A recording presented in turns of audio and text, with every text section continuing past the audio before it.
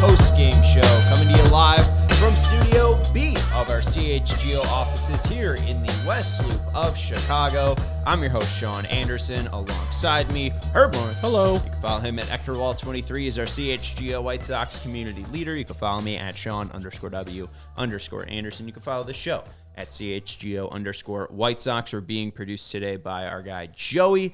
And we will later be joined in the show by CHGO White Sox beat writer Vinnie Duber, who is live at Guaranteed Rate Field. We got a lot to talk about. There were 18 innings of baseball played today. In Game 1, the White Sox won 3-1. A Luis Robert Jr. two-run homer powered them to the victory, along with Michael Kopech throwing the first immaculate inning in White Sox history since 1923. And then in Game 2, Drew Thorpe was pretty decent through the first 5 innings. And then in the 6th inning, he ran into some trouble, allowing 2 back-to-back home runs. And then Mike Soroka gave up the booty, right? Wasn't Chad cool? It was Michael Soroka. Yeah, Michael Soroka gave up the booty, as we say, and they lost 3-2 in Game 2. Herb, did you have a favorite moment? I guess that's unfair with Michael Kopech with the 114th immaculate inning in Major League history. Even though that is one of the rarest feats in Major League Baseball, and that was great to see, my favorite moment came the first inning that this was pitched. This game was played,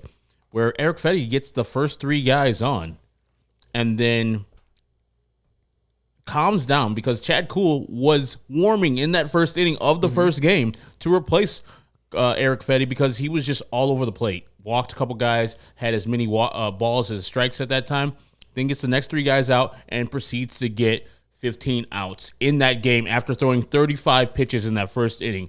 That is my favorite moment because running through adversity and then coming on the other side clean. That's what I love. That pitcher does that more often than not. Absolutely. I was all worried about Eric Fetty's trade value, and now here he is on the other side. You got to win, right? I think he's like 9-3 on this White Sox team. Come on. Filthy.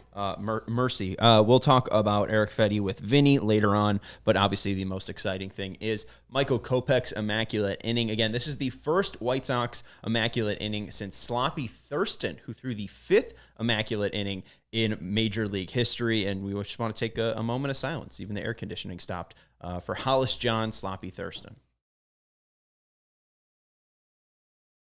All right. I don't know. Is that a good bit? Yeah, it is. You know why they called him Sloppy, Herb? He loved loose meat sandwiches. No, he wasn't a Sloppy Joe. It's Sloppy John. Okay. But yeah, no. It was because he was so damn clean. He was always, staying fresh. He was always, keeping those edges clean, always shaving that face. It was because he was, so Hollywood. It was a reverse nickname. Like calling a fat guy slim? Exactly, like calling a fat guy slim. All right, or like calling Michael Kopech good. Sorry. Michael Kopech was fantastic today, and again, it's more of that Jekyll and Hyde that we've seen from him in 2024 out of this bullpen role. We've talked about how he either looks like Zeus or how he looks like a baby fawn trying to walk, and it was Zeus today. Michael Kopech, 9 strikes, 3 strikeouts, no balls, just went right at him. It was really brilliant. Threw 5 four-seam fastballs, 4 cutters. What did you take away from Kopech? Was it the fact that he actually threw that second pitch? Just the fastball had life today, and maybe it usually does, but the one that he threw to Jake Berger did not. The one he threw on Sunday to Jake Berger did not have life. It looked like middle, and no tail. Today, those four-seam fastballs, they were 97, 98 with tail, like going away from the left-handed hitters. And also, it's an immaculate inning, so it's nothing to sneeze at, but it was good that the Twins put up 3 left-handed batters because this year the splits on Michael Kopech versus righties and lefties are staggering. He gives up like 100 points less on versus lefties than he does righties. I don't know why he has reverse splits this year, but he just dominates lefties this year, and it's a good thing the Twins have a bunch of them, and they had them. All three of those guys were all left-handed hitting. One was a switch hitter who was hitting left-handed. I mean, it's mainly because it probably looks like that fastball is going to go right down Broadway, and then it just tails to the other batter's box. I mean, it's got an insane amount of run, and it's super fun to see when it is working. Let's go to Michael Kopech. Vinnie sent in some video, and Kopech was pretty open and honest about why he was so effective today. You had a pretty pronounced fist pump actually after that last strike. I mean, What did that mean to you to get to pitch as well as you did, but then get the 3 strikeouts and 9 pitches? I could definitely say I needed that. Been a tough stretch. Just felt a little bit inconsistent. Had a game plan that I'd been tentative to lean on, and we finally leaned into it the past couple of days. Corey's done a great job of sticking with me through that, and to see it pay off was extremely rewarding. I didn't expect it to be in that manner, but it was pretty fun.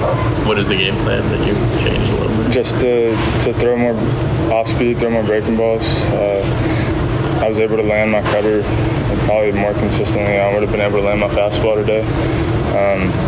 But it made my fastball play better, which is what we talked about. I think that I leaned a little too heavily on being a hard thrower in this game, and that kind of distanced me from being as much of a complete pitcher. And I had spent the past 2 years starting trying to become a more complete pitcher, and to not be able to go out there and do what I've worked on for so long was a little disheartening. So at this point, that's what my focus is to continue building on myself as a pitcher, and being able to get the job done whenever I'm called on to do so. What sort of confidence do you have in that cutter right now, and why is it working so well for you? Quite a bit. And to the team's credit, they've showed me over and over how well it can play. It's just a pitch that's been fairly new to me this season, so it's not something I've leaned on very heavily. But I like throwing it, and it shows that I can have success with it. So I've definitely built a lot of confidence in it. Have you ever had a 9-pitch inning at any point in your life? Not in my major league career. I did in the minor leagues, lower level minor league game. This one felt a little better. What's it like from pitch to pitch? I know you got to be thinking about it, right? Or? Yeah, I was telling guys in there, I'm trying not to lie about it, but I was thinking about it from pitch 4. So as soon as I realized that there's no balls on the board, then I wanted to finish that feed off.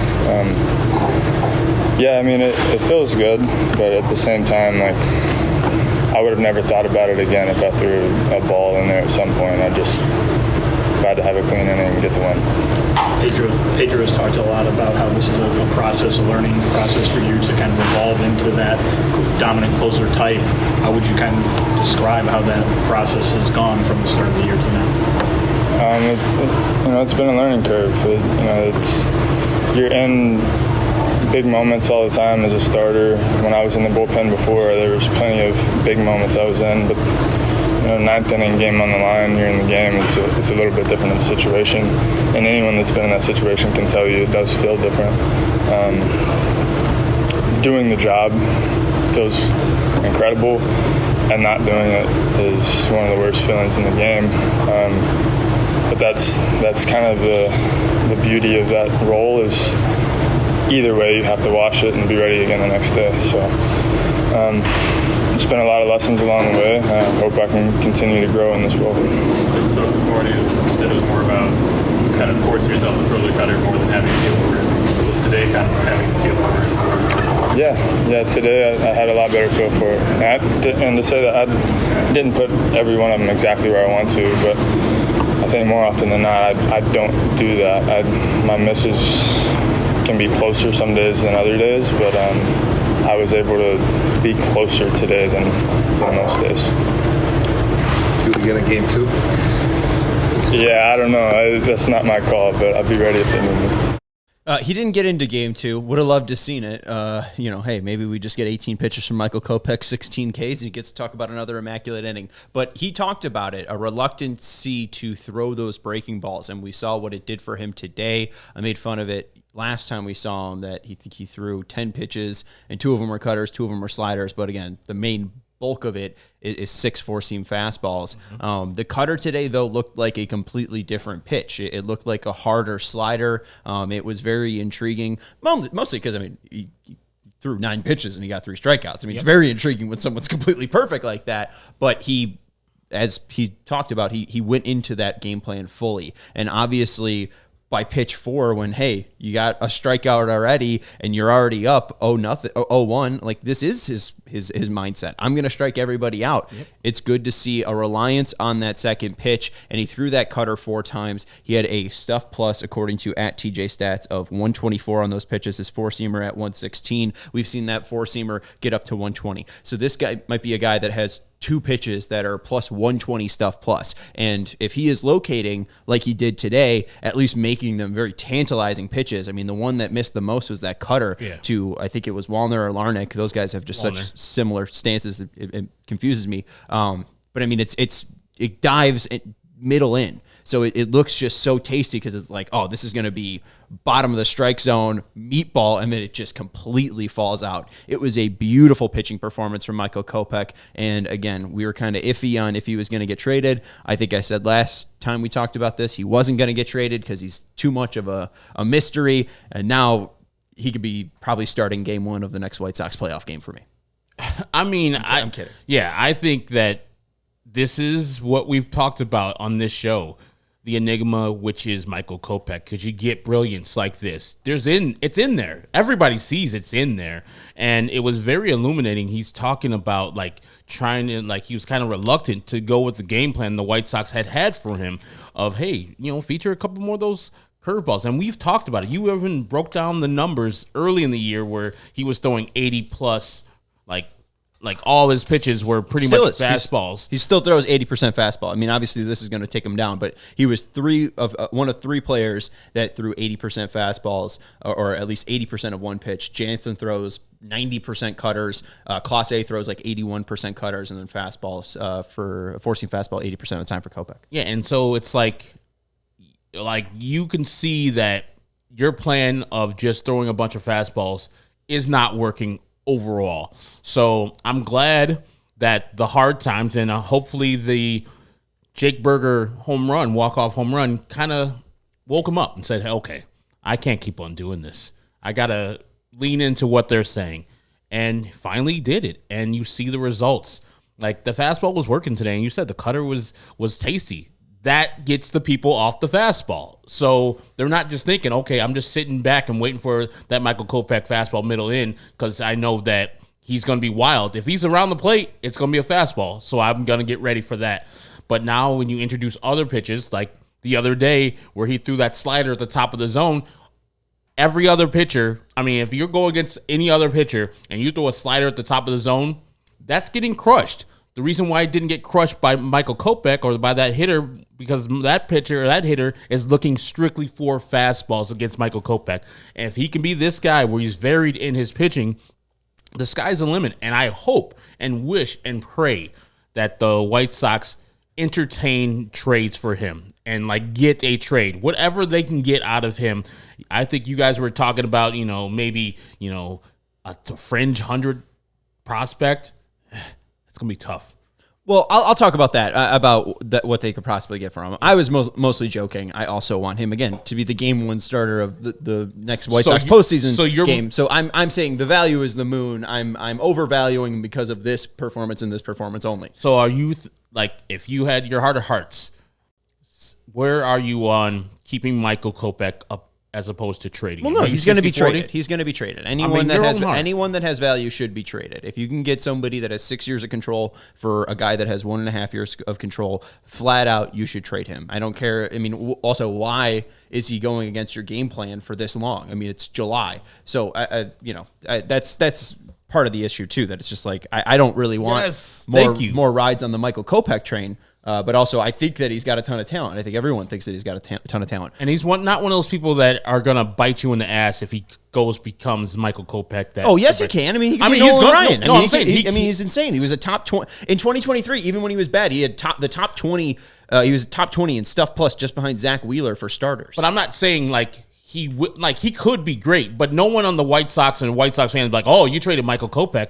I don't think anybody's going to be like that. It's kind of like, you've had your time here. Yeah. It's time to go. And if you go and be successful somewhere else, like Reynaldo Lopez, God bless. Tip your cap. I mean, hey, they had to trade Reynaldo. They weren't bringing him back. I really can't more than that. Let's take a break. Then we'll go out and chat with Vinny. We got more on Kopech as well. My number one draft pick. I'm not taking no J.J. Weatherholt. I'm not taking a Travis Bazzana. I'm not taking a Charlie Condon. I am taking Mando Whole Body Deodorant. It has been a lifesaver for me. Mando doesn't just cover up the odor after the fact with heavy fragrances like other certain deodorants. It stops the odor at the source by blocking the bacteria on your skin from eating your sweat, which is the actual cause of BO. And what does that mean? It means Mando is clinically proven to control odor for up to 72 hours. It's a very long time. When you're sitting in Studio B, you can reach out, not even fully extend your hand and touch Herb Lawrence. You got to be wearing Mando. I can't stink for this, man. I mean, look at this. My arm is wafting towards him. Can you smell me? Yeah, you smell great.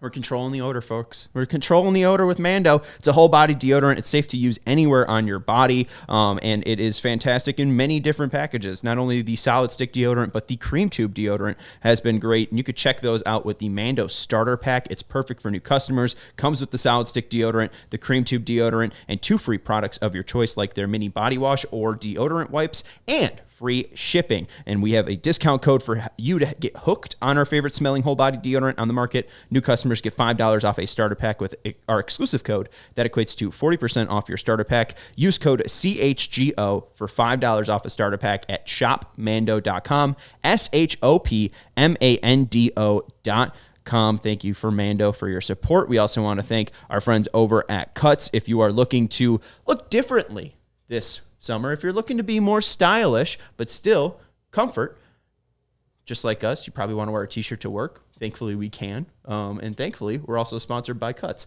Cuts not only is changing the shirt game that will make you look stylish enough to go on a date or even wear it out to work with their wrinkle-free shirts, but they also have lovely, lovely joggers. You're probably sick of wearing khakis to work. Cuts has completely changed the t-shirt game and the jogger game as well. Their bottom stretch-to-fit joggers look way better than your khakis and are 1,000 times more comfortable.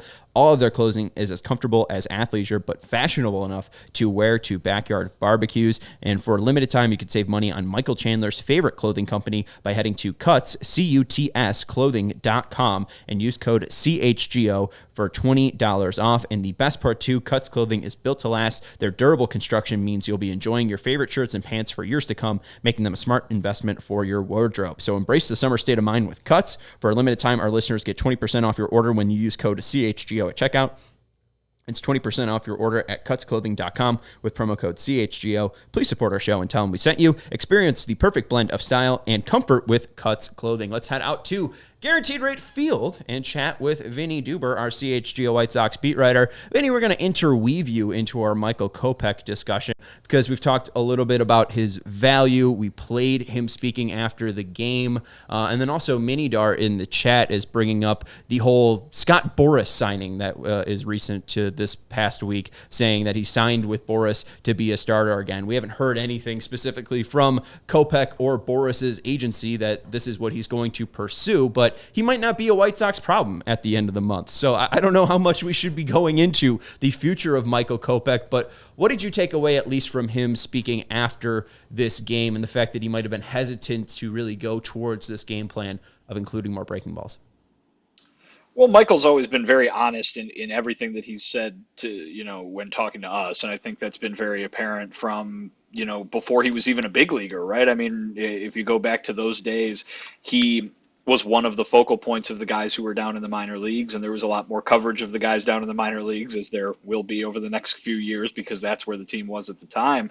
And so he was being interviewed, and I think people got to know him real quick. And something that you found out right away was that he was very open and honest and introspective and willing to talk about a bunch of different stuff. I remember him doing a live podcast with Chuck Garfien of NBC Sports back at a Sox Fest, in which it was all about, his mental health and his struggles with mental health. And this is in front of, a bunch of fans too. This isn't just in front of, one guy holding the phone up, but that's who Michael is. And so I think that you get with him far more than you do with the average Major League Baseball player, an insight into the process. And I think that that's what he was doing today. And, to talk about kind of the big picture stuff, some of both the struggles and successes that he's gone through since being moved into this closer's role on a day where it very could have easily just been, yeah, it was great. That was a really cool moment. Here's what I threw in this situation. It was cool. It could have all been very,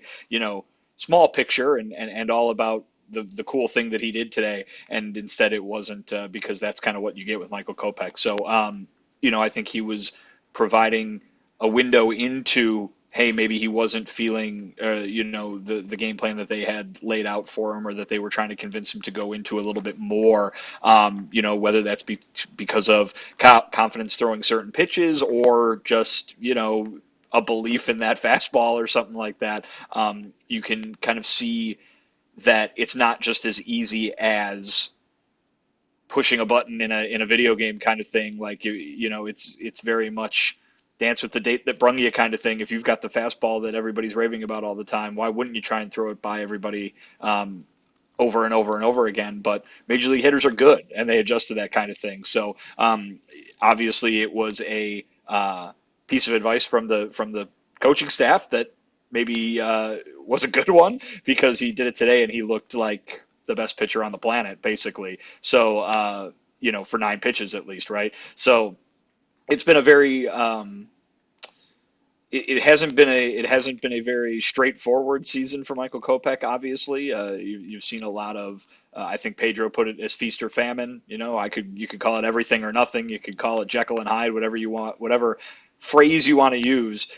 He's had a lot of games where he's looked dominant. He's had a lot of games where he's looked not suited for that role. And I think we're going to find out the rest of the year, if he stays in a White Sox uniform, whether he is suited for that role or not. But I think the point that Pedro's been trying to hammer home, which I think is a good one, is that it's an evolution. It takes time. It's a process, right, to become that guy. And everybody can look at Garrett Crochet and say, you should be able to switch roles super easy and become an all-star right away. But I think Garrett is probably the anomaly, whereas Michael is probably more like the other folks who have tried that before, and is finding himself on more of a roller coaster ride than just a straight elevator ride up to the top like Garrett Crochet has been. Sometimes it takes people some failure to actually buy into what their teams are telling them to do. And if he's looking at the result of Sunday's game, where Jake Berger walks him off with that 3-run home run, and then he comes back in, and I got to credit Pedro for putting him right back on the mound on Monday and saying, hey, go out and do your thing. Only 10 pitches, 6 of them strikes, gets one inning out, and doesn't give up any runs in that inning. This today, the immaculate inning. I mean, sometimes it just takes, you keep on getting your head beat in, just like, okay, all right, let me acquiesce to what they want, and then seeing results is like, oh my God, here we go. It's one of the rarest feats in the world. It's even more rare than a perfect game. Does he and Corey Lee get a ring from Jerry Reinsdorf? I don't know. Well, I guess we'll find out. Those things take a little bit to whip up. So I guess maybe after the All-Star break, if we see some extra jewelry in the locker, we'll figure it out. I think that's a good point by you, though, Herb, because, we've seen this even at bat. He'll strike a guy out in 3 pitches, and then because he misses the first pitch to the next guy, it's 4 straight balls. Joey, if you want to flash the 1-0 count for Kopech first. Kopech, after a 1-0 count, batters have an average of 244, an on-base percentage of 424, and a slugging percentage of 533, 16 walks, 6 strikeouts, 11 hits, 4 home runs. So you can kind of see, if he doesn't have that just at start that he wants, he does get behind and he just gets a little bit out of whack. And then when he has an 0-1 count, hitters hit 222, an on-base percentage of 329, a slugging percentage of 296, 11 walks, 37 Ks, 18 hits, 2 homers. I mean, he's a different pitcher when he gets ahead in the count. It's huge that he got ahead in the count today. We obviously saw what it led to, but I'm really glad that he was able to trust those other pitches, because I don't think he is a Kenley Jansen or a Emmanuel Clase yet. I think he has some very intriguing stuff, but again, those guys throw their cutter 89.8% of the time for Jansen. Clase throws it 81.2% of the time. The cutter for Jansen, 125 stuff plus and a location plus of 107. Clase's 148 stuff plus and a 104 location plus. And Kopech has the best stuff plus out of them all, 153, but the location is 99. So, I mean, part of that, too, is just the inability to just be consistent. And if he can ever find consistency, the sky's the limit. But then again, if he can find consistency, would you not want him to be a starter? And then this is just exactly what we were talking about with spring training.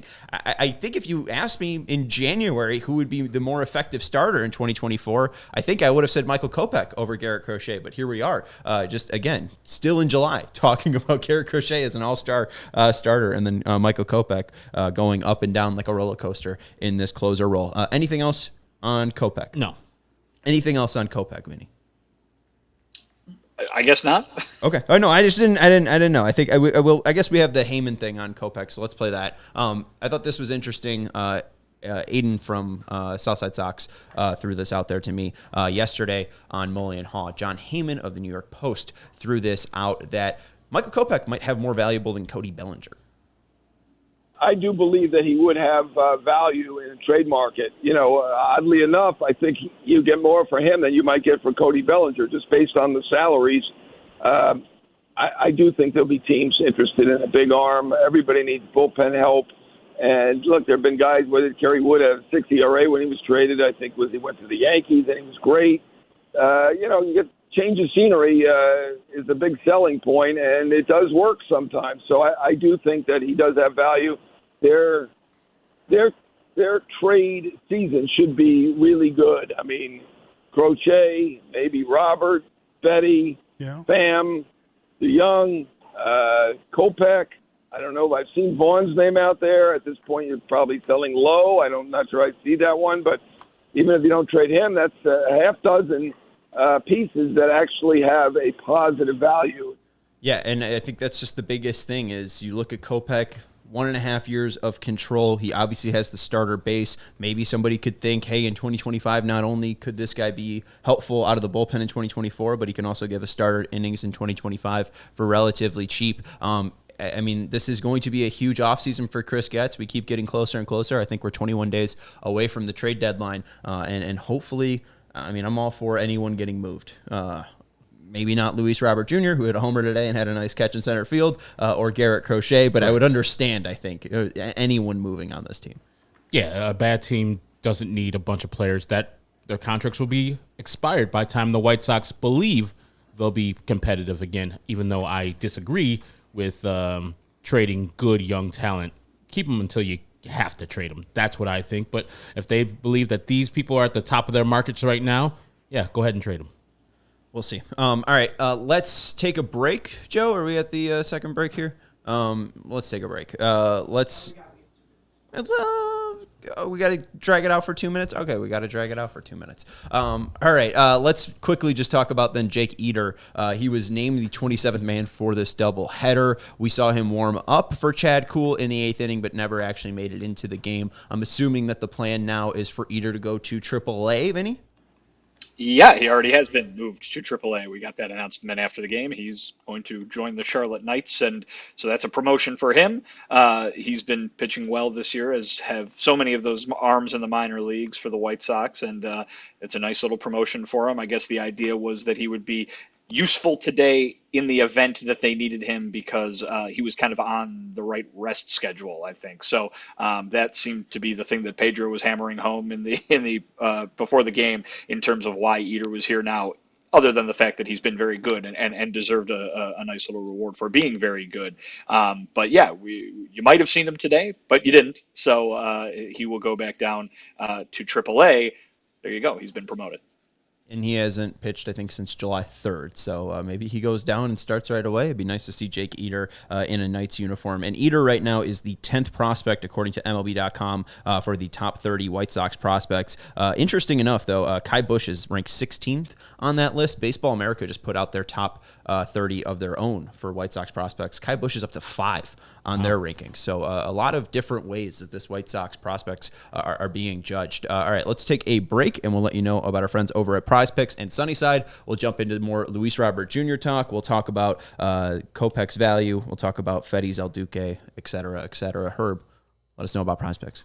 Prize Picks is America's #1 fantasy sports app with more than 5 million members. It is the most fun and exciting way to get in on the action while you watch your favorite sports and players. You just pick more or less on two or more player stats for a shot of winning up to 100 times your cash. With Prize Picks, you can turn $10 into $1,000 in a single game watching your favorite sports this summer. You can make Prize Picks lineups in as little as 60 seconds. You just need to pick more than or less than on 2 to 6 player stat projections, and then you're locked in.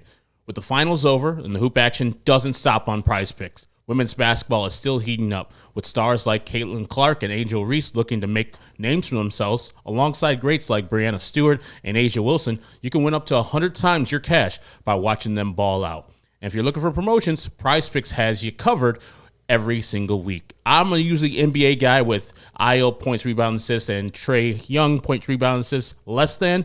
But now that Angel Reese is going off on our now 14 consecutive double-doubles, that's what I go with each time. Go with Angel Reese points, rebounds, and assists. And whoever our opponent is, I go with less than, because Angel Reese is not only just an offensive player, she does it on both sides, and she locks her opponent down. So you can too right now. Download the app today and use the code CHGO for a first deposit match up to $100. That's code CHGO for a first deposit match up to $100. Prize Picks, pick more, pick less. It's that easy. Thank you, Herb. And we want to let you know about our friends over at Sunnyside Cannabis Dispensary. They are here to elevate your summer. Sunnyside is your home for judgment-free cannabis shopping. They have a crazy selection with over 100 different strains to choose from, with easy online ordering and in-store pickup. Wherever you are in Illinois, Sunnyside has a location for you. They have spots as far south as Champaign and as far north as South Beloit. Again, that's very weird. As far north as South Beloit. Yeah. I get it. Beloit's in Wisconsin, but still, it's weird. Shop in the store nearest you for expert guidance from their staff, or select from quality lines like Cresco or FloraCal. Here for the summer, too, is Good News' Tea Time Disposable Vape, bringing a classic lemonade flavor that is perfect for the golf course, because we all need a little help staying loose on the green. We're going to go pick up some Simply Herb, because he's Simply Herb. Right? I mean, he's Simply Herb Lawrence, so why not go pick up that lovely brand at Sunnyside? You can, too, by heading over to sunnyside.shop and using code HICHGO at checkout for 35% off brands like Cresco, Good News, and more to elevate your first purchase. Sunnyside Cannabis Dispensary, bright buys every day, only for 21 plus or Illinois medical card holders.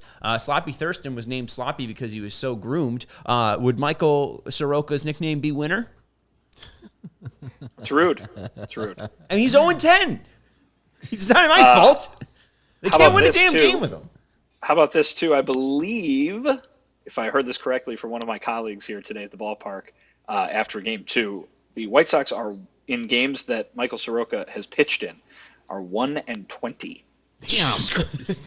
That's not good. Hey, at least there's that one in there. We also heard from your colleague, James Fegan, that something might have slipped out after the Immaculate Inning. Do you want to comment at all on Immaculate Inning? Yeah, I think it's hilarious, and whoever came up with it should be applauded. Is it you? Should we be applauding you? Yeah, I'm not one to brag. You'll have to do some more investigative reporting on that one. I'm going to take James's word there. I'm going to say that it was you and you were caught red-handed. I don't know about Immaculate Inning, but hey, you can go read about the Immaculate Inning up at allchgo.com. Vinny has a fresh article up there for you to digest about the happenings at Guaranteed Rate Field today. Herb brought it up at the offset, but the starter of Game 1, Eric Fetty, had a very tumultuous first inning. What'd you make of his El Duque-esque escape from that bases-loaded jam? Yeah, I mean, that in particular was pretty amazing. I think even Fetty afterwards was saying that he could explain it by thanking his lucky stars more than anything that it worked out the way that it did. Bases loaded, nobody out. He's already at 24 pitches before he's even faced the fourth hitter. But I mean, it worked out, and it's good. I think more impressive was what followed. Right, was that after you dodge that one bullet, there's no more bullets to dodge, basically, because he pitched so well in the 5 innings that ensued, or I guess the 4 innings that ensued. But he's been doing that all year, basically, right? He'll have an inning where things don't go the way they're supposed to, or things, he gives up a home run or whatever, and then the rest of the game is cruise control, and he's still, out there pitching 5, 6, 7 innings, sometimes even more, or, there's been one time at least where he's been more. So, he's been fantastic, and Pedro Grifol was saying earlier how he doesn't understand how Fetty is not part of the All-Star team, and hopefully he will get that opportunity once guys start dropping out, due to various concerns. But he's been All-Star worthy, no doubt about it. He's been one of the best starting pitchers in baseball this year. He has been exactly what he was in Korea. And, we had so many questions when that signing was made and before the season began of like, hey, great job doing that in Korea, but this is the major leagues. And is that going to translate? Boy, has it translated. He has been just terrific for them. And I think, I'll continue to say this, all the talk about Crochet and Robert as potential trade pieces has vastly underrated, at least in the conversation, that's happening across the country and even here in Chicago, vastly underrated Eric Fetty as a guy who can command a pretty nice return for the White Sox, a guy who's under contract next year, and someone who's just completely consistent. Every time he goes out, it seems he gives you exactly what you're looking for. So I would think that contenders would be lining up to get Eric Fetty on their team. And yeah, it might not be the kind of thing where you're getting the superstar package in return, but he should get something nice in return because he's been that good. I just want to add on to that. I mean, going back to the Heyman piece, I mean, if Kopech gets more than a guy like Cody Bellinger, I mean, you got 4 pieces there that could possibly get a return that's just pretty massive. A Kopech, Fetty, Crochet, or Robert. I mean, obviously they don't have to trade both Robert and Crochet, but still 3 packages that might include some really intriguing pieces. I mean, this might be a top farm system right after the trade deadline just by the guys they bring in. And if you can get great pieces back from Kopech and Fetty and other players that are not named Robert and Crochet, you might be reticent to trading those guys because you're like, we got a decent amount of people, and if these guys are going to be here for 2 and 3 years after this year, maybe we can get this rebuild getting started quicker with a top of the rotation guy and a superstar center fielder. But as far as Fetty, like, it's not just what he did with the 2 walks he had and giving up that single to Carlos Correa to start the game, but the Twins are a top 5 offense. Like, they're not any joke. And I know people the last couple of weeks will be like, oh, you're doing that versus the Rockies. Oh, you're doing it versus the Marlins. So if you're going to give complaints about White Sox winning and doing well versus lesser teams, got to give Eric Fetty a lot of plaudits for actually shutting down the 4, 5, and 6 hitters in that Twins lineup. And like I said, getting 12 outs after that, because after that 35 pitch first inning, I was like, all right, it's going to be a 2-3 inning game for Eric Fetty. Then you're into the bullpen, the first game of a doubleheader. We already know what the bullpen does. Not only didn't do that, he got the win in that game, preserved the bullpen for the most part, and then whatever the bullpen came in, except for that leisure home run that he gave up, they were flawless. And we already talked about the Immaculate Inning. So that is a huge thing that Eric Fetty has continued to do year after year, or start after start. Every single start he is out here. But the also impressive thing is Drew Thorpe. The guy is just way beyond his years in both maturity, understanding the strike zone, understanding how to just get outs. Like, he left the game with 76 pitches through six innings. Those 2 home runs, Rockets. You're going to give up home runs every once in a while if you're around the plate. But did Pedro or Drew himself talk about just how great he has been? Not good, great. And like I said, this Minnesota Twins offense is electric, and he only held them to 2 runs. Yeah, I mean, I think we can talk about the same word that we just spent, a few minutes talking about with Eric Fetty, and that's consistency. Drew Drew Thorpe, the Sox announced this during the game, and everybody was kind of scratching their head as to how this was possible. But Drew Thorpe is the first pitcher in the history of the White Sox, that's 120-some years of baseball, to have 4 consecutive starts of at least 6 innings thrown with 2 runs or fewer allowed and 3 hits or fewer allowed. First one ever. Not Dylan Cease, not Chris Sale, not, Billy Pierce. It's been an impressive little string here for Drew Thorpe, and I'm not saying that it's going to continue that way for the rest of his career, but a guy who can go out there with confidence, maturity, and have that kind of consistency against major league lineups, that's a big deal. And I think somebody tweeted after, I sent some tweet out about how good Fetty was at one point, and somebody responded to me, who's going to pitch for this team after Crochet and Fetty are gone if those two guys are traded at the deadline? And the answer is, well, they got some guys, and they might not be all-stars right away, but, having Drew Thorpe kind of string together some consistent performances like this, just being effective. I mean, you don't need to rack up a ton of strikeouts to be effective, and that's what he's doing right now. And I think you can point at him as one guy at least, and I know there are others, but as one guy at least who Sox fans can say, oh, this is a guy worth watching, because if he can do this, a few years from now when it really matters, then all of a sudden you got something there. Yeah, Thorpe saying that's who I am, that's who I'm going to be. We've kind of talked about how he's been a very high floor, low ceiling guy. He might not get any better than this, but I think every single White Sox fan would take this. Even if he is giving up 2 earned runs, as long as it's 2 earned runs or less, let's go. I think we'd be very excited for that. But yeah, I mean, Jonathan Cannon will be here with this team. You have Drew Thorpe with this team. I don't think it'd be too far off to either see Bush or Eater or both with this team post deadline. And then, hey, Davis Martin is making rehab starts. So I think there's your starting 5. I will unfortunately have to bring up the name that made a rehab start in Charlotte yesterday. What's the latest on Mike Clevenger?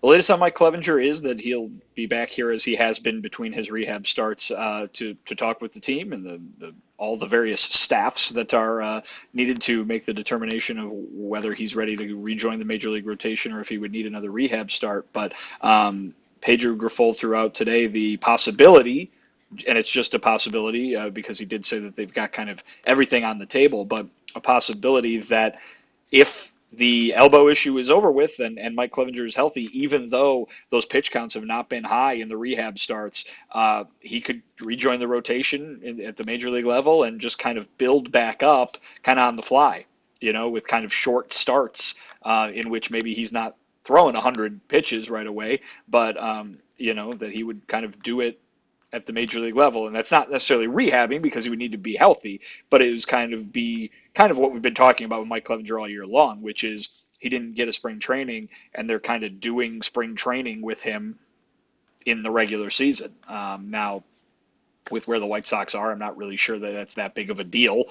I mean, they're 41 games under 500. It's not like, he's impacting their ability to make the playoffs or anything like that. But with the trade deadline approaching and him perhaps not even being, or certainly not as of today, not being full 100% go in terms of stamina, it would be very difficult, I would imagine, for them to trade him for much of anything. And so if you get past the trade deadline and he is still part of the rotation, you ask the question of why? What is the purpose of having him here?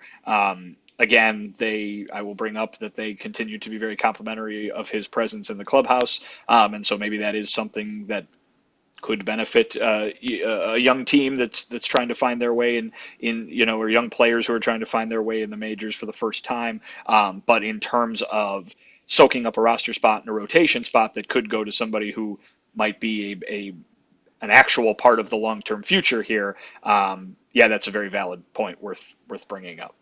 I don't know what has gone into the resurgence of Martin Maldonado. With 3 home runs in his last 4 starts, he's hitting .356, on base .438, and slugging 1,171 in the month of July. You can't be reading that correctly. No, 1,000.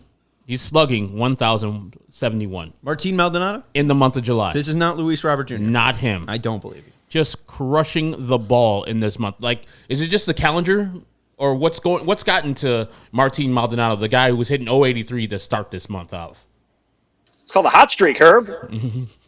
We'll see if it continues for much longer. But listen, you still see, I think, kind of what happened by the end of the first month of the season, which is Corey Lee getting, at least at this point, kind of a majority of the playing time, even if it's not an overwhelming amount, an overwhelming percentage, I should say.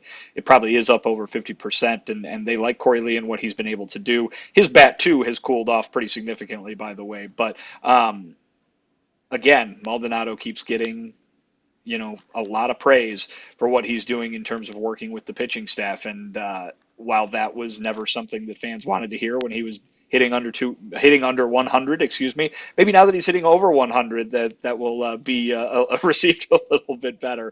I don't know if we're going to see the Martin Maldonado power explosion for the remainder of the regular season, but nice to see a guy who is obviously struggling really, really badly get a hold of a few here over the last few days. Yeah, I mean, that's been the most surprising thing is just the power has kind of been evaporated completely. He had 15 homers in the past 2 seasons. Now he's finally up to 4. I would love to see them in concert. Martin Maldonado power explosion. Oh yeah, I heard they're very good. Yeah. They're really a band. They're tight. Some like it hot. Yeah, some like it hot. I guess I want to ask you this question. Power station. Yes, I got it. It is Power Station. I know somebody was going to. It's Power Station. Yeah, but you know what? It's okay. They cover it actually. Rest in peace, Robert Palmer. They're big Power Station fans. They're big Power Group fans. Yes, what's it called? Super Group fans. Mm-hmm. They also love what's that one? Velvet Revolver. What's that one with Scott Weiland and Slash? That one's real bad. I don't remember that. You got it. You got it. Is it Velvet Revolver? Yes. All right. The Traveling Wilburys, is that another? Yeah, that one's good. That one's good. All right. All those guys were in their 30s when they started. They all looked like ancient to me at the time. Roy Orbison was like 75 during Traveling Wilburys. There's no way he was in his 30s. Like all in 30s and 40s at the time. I don't know if that's true. They showed Again, it. Roy was like old as hell. Anyways, who will finish with more homers in 2024, Martin Maldonado or Andrew Benintendi? Vinny. Ooh, that's a good question. It's a hot streak. I'll say Maldonado. Why not? I'll say Maldonado too, Herb. Maldonado's what, at 5 now? He's at 4.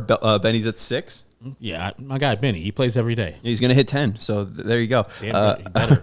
All right. I think the only other thing that I had was on Drew Thorpe, and Kevin also bringing up, too, that Nastrini is also down in AAA, so it could be a Nastrini, Bush, Eater, Thorpe, and Cannon rotation for the White Sox in August and September. And, yes, Eater, again, option to AAA Charlotte. He was the 27th man for the doubleheader and was already on the 40-man roster, so it's just an easy add for them. He spent some time in the bullpen, got to warm up, and didn't play at all. I was wrong. Tom Petty was 37. Jeff Lynn was 40. George Harrison 45. Bob Dylan 47. And you were right. Roy Orbison was old as fuck. Also, Bob he was Dylan 52 by that time. 47. Anyways, Drew Thorpe. He's still alive with us, man. He is still playing. I saw him recently. I also parked at a parking lot and didn't realize that there was a very short yellow post, and I backed right into that thing. So a very memorable night that will always be imprinted on my car. Anyways, Drew Thorpe today, 76 pitches, 25 of them were the cutter. I thought that was most important. He was hit hard at times, obviously the 2 homers, but there was some line shots out to center field. One of them caught by this man, Luis Robert Jr., running up to the wall and colliding into the wall again. But Thorpe relying more on that cutter, that was great to see. And what's most important, too, 15 called strikes. He's not a big whiff guy, but he was able to load the zone up with strikes, and we love to see that. So Thorpe, again, another promising start for the Chicago White Sox. Anything else? We got an off-day show tomorrow. We'll likely be talking more MLB draft as we approach that on the 14th, along with some all-star stuff coming up, along with some home run derby stuff. So we got some more broad focus on tomorrow's off-day show. Any other final news or notes from this long day at the ballpark, Vin? It's been so long that I can't remember anymore, but I don't think so. I'm guessing that we've covered pretty much all of it. Anything on Justin Anderson? They sure use him a lot, don't they? They sure do. I mean, poor Brian Shaw. He's just sitting there and seeing every Justin Anderson appearance being like, man, that could be me. Anyways, that's Vinnie Duber. You could check out his latest article up at ALLCITY.com about Michael Kopech's Immaculate Inning. Doesn't really roll off the tongue, but you could check it out at ALLCITY.com. Immaculate. Immaculate. Boom. Immaculate. That works. It's not good. It is good. That's Herb Lawrence. You can follow him at Ectorwall23. He's our CHGO White Sox community leader. I'm Sean Anderson. You can follow me at Sean_W_Anderson. Thank you to Joey for producing the show. Thank you to everyone for hanging out with us. Hit that thumbs up button. Make sure you are subscribing to the CHGO Sports YouTube channel. We'll talk to you tomorrow at 4 o'clock. Goodbye.